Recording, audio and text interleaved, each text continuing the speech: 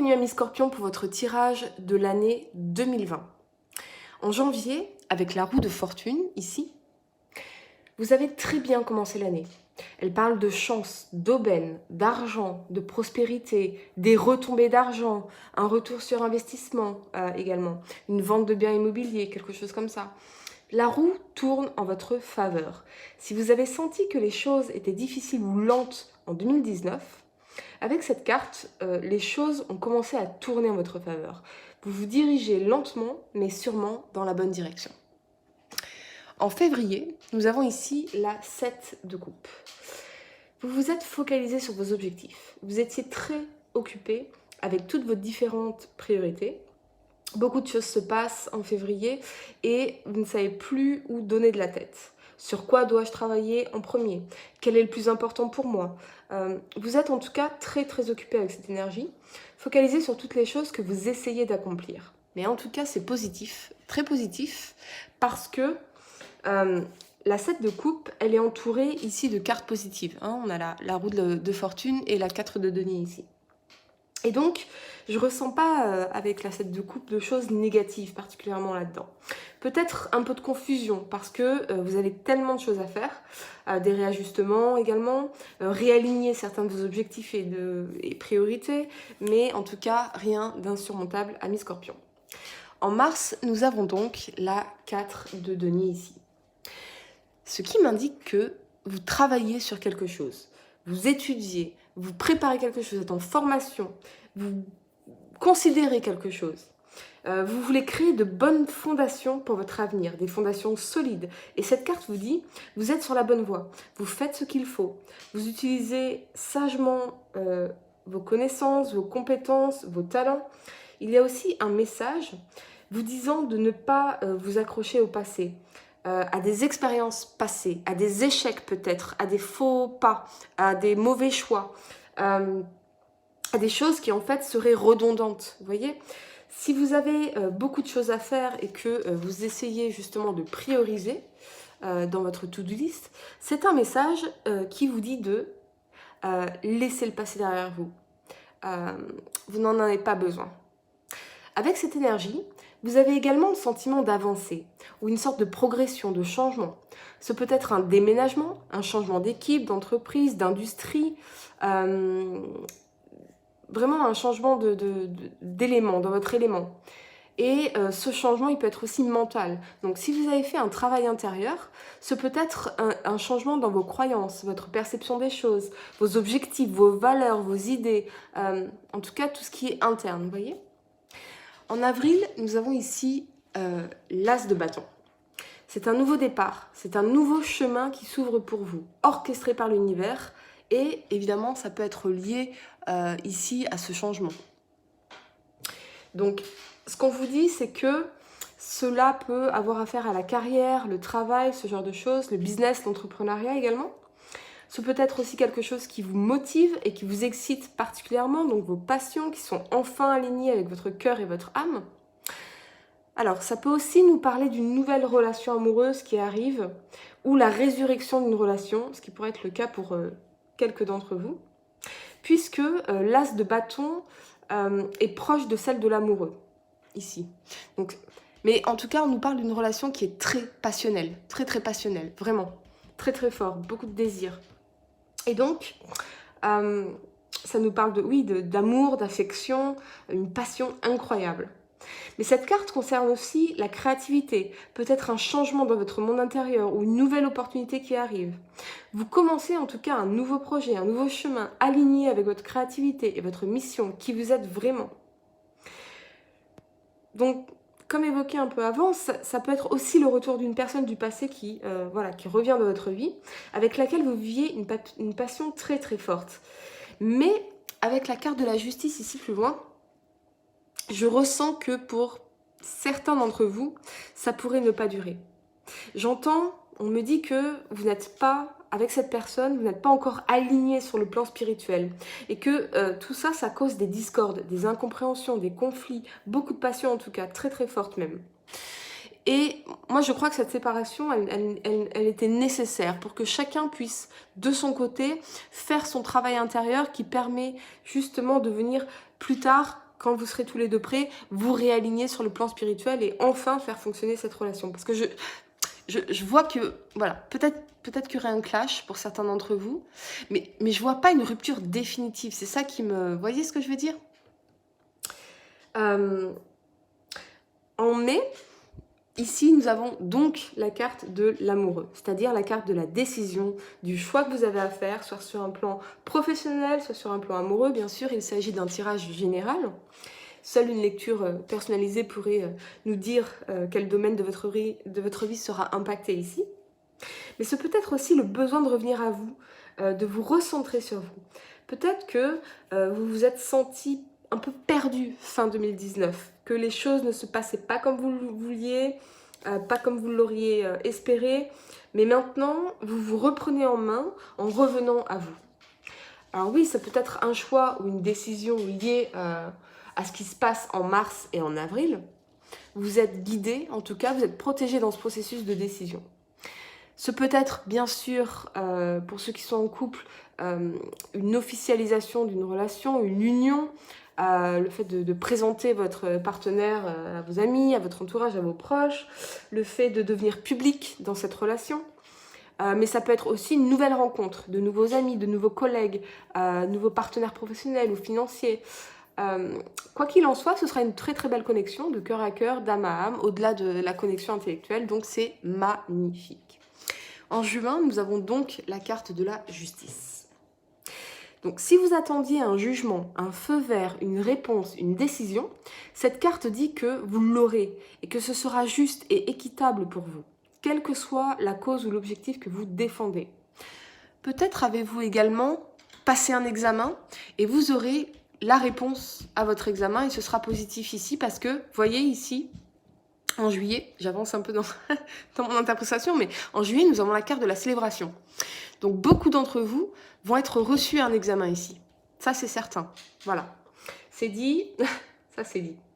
Peut-être qu'aussi, pour d'autres, vous avez affaire à des personnes du monde légal. C'est peut-être des avocats, des notaires, comptables, les services publics, ce genre de choses. En tout cas, si c'est le cas, vous aurez un retour juste et équitable, sachez-le. En juillet, donc, avec la 3 de coupe, c'est la célébration. Donc, si vous avez passé un examen en juin, vous allez fêter cette réussite à un examen, ça c'est certain. C'est l'annonce aussi de moments très heureux pour vous, de fêtes, de célébrations avec des gens proches de vous. Voilà, je pense que c'est assez clair et c'est superbe. Je suis très contente pour vous parce que je pense que ça a été très difficile 2019. Fin 2019 a été très compliqué pour vous. Donc là, on revient vraiment sur des énergies beaucoup plus positives, beaucoup plus légères. Ça va vous faire un bien fou. En août, avec la carte de l'ermite, l'ermite en général représente l'isolement, l'introspection, revenir à soi, etc. Mais ici, dans votre tirage, je ne le vois pas comme ça. Je le vois plutôt comme une lumière qui vient vous éclairer. C'est-à-dire que je vois plutôt la prise de conscience ici en août. Je vois que vous allez faire lumière sur quelque chose, une prise de conscience, des réalisations importantes pour vous, vraiment. Ça va être un nouveau niveau de compréhension des choses et de vous-même, sûrement. Soudainement, vous voyez plus clair, vous ouvrez les yeux. Ce peut être une réponse à une question que vous aviez depuis longtemps ou la pièce qui manquait à votre puzzle. Quelque chose qui vous a beaucoup travaillé ces derniers temps, par exemple. Et cette réalisation va vraiment bouleverser quelque chose en nous, mais de manière positive et constructive. Peut-être que vous avez enfin la clarté, la lumière remplace l'obscurité, donc une sorte de moment eureka, vous voyez, une illumination, plutôt que l'isolement représenté en général par la carte de l'ermite. Je pense que c'est plutôt ça. En septembre, nous avons le battleur, ici, qu'on appelle aussi le magicien. Ici, on nous dit que, comme vous avez enfin fait la lumière sur quelque chose d'important pour vous, maintenant, vous savez ce que vous devez faire, vous savez qui vous êtes vraiment, ce sur quoi vous devez vous focaliser, le travail qui vous correspondrait, le partenaire amoureux qui vous correspondrait, ce genre de choses. Vous êtes authentique avec vous-même, votre véritable essence, et vous la révélez au monde. Pour certains, donc c'est le résultat de votre illumination en août, c'est un peu comme si vous disiez maintenant je vais prendre ce chemin, maintenant je vais faire le grand saut, je vais créer cette entreprise, je vais changer de vie, je vais créer cette famille, je vais m'engager, je vais changer de mode de vie, ou je vais me libérer de quelque chose de très important.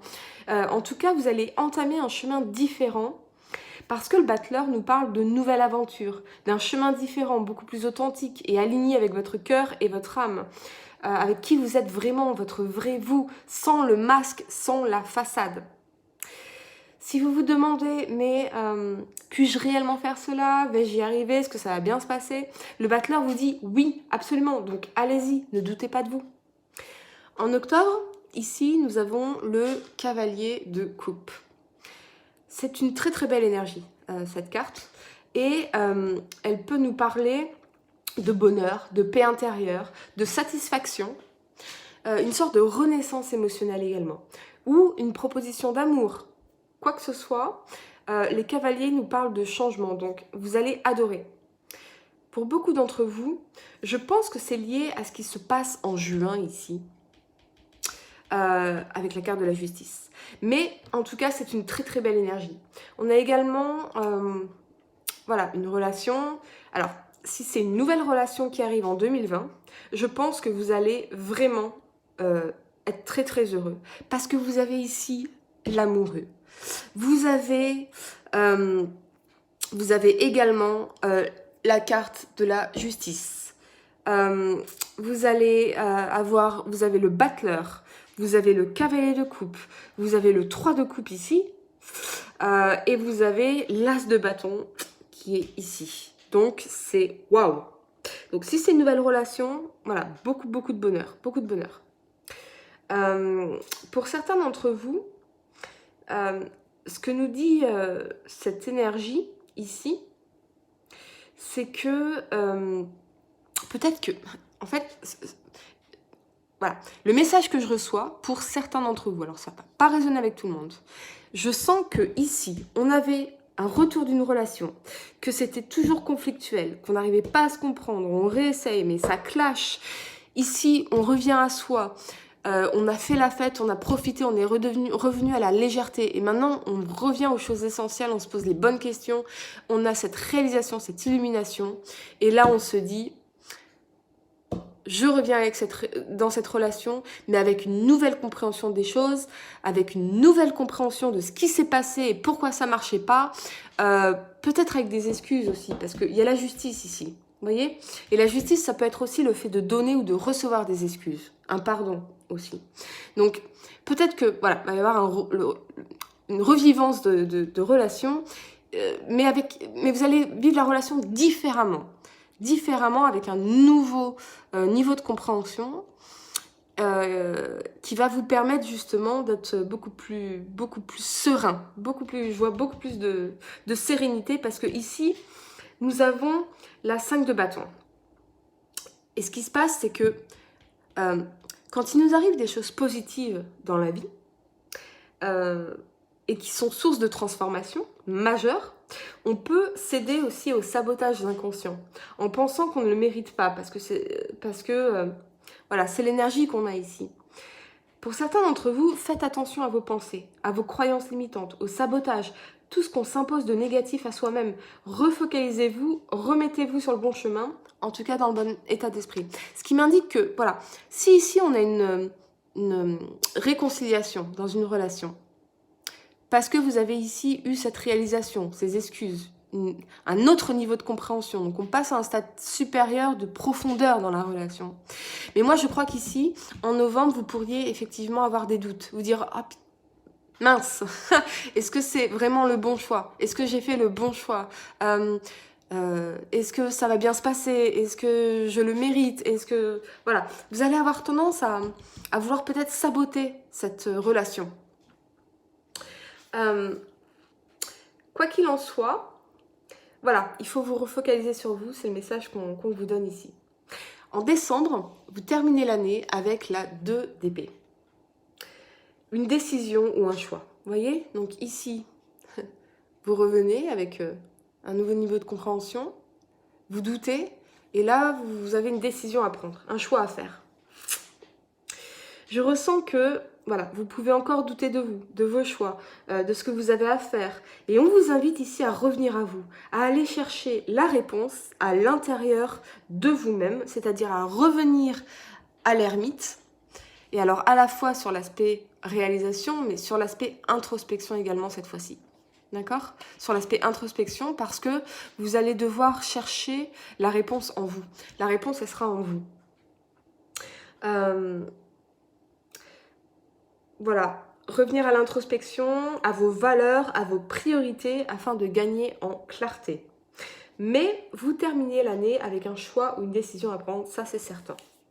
Tant de choses se sont passées ici, dans votre vie, dans votre année, et vous commencez, finalement, vous allez débriefer. C'est comme si vous alliez débriefer cette année, ce qui s'est passé sur le plan professionnel, sur le plan amoureux, sur le plan de plein de choses, de cet événement-là qui a été bon pour vous.